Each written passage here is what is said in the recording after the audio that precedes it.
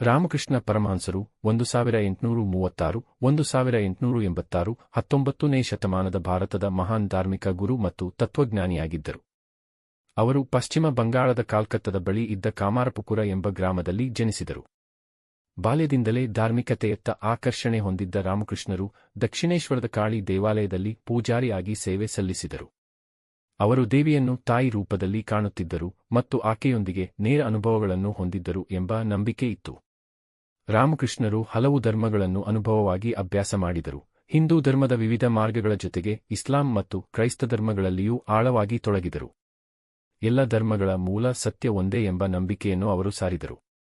ಅವರ ಉಪದೇಶಗಳು ಸರಳವಾದರೂ ಆಧ್ಯಾತ್ಮಪೂರ್ಣವಾಗಿದ್ದವು. ಅವರ ಜೀವನ ಶುದ್ಧತೆ, ಭಕ್ತಿ ಮತ್ತು ಅಹಂಕಾರರಹಿತತೆಗಾಗಿ ಹೆಸರುವಾಸಿಯಾಯಿತು.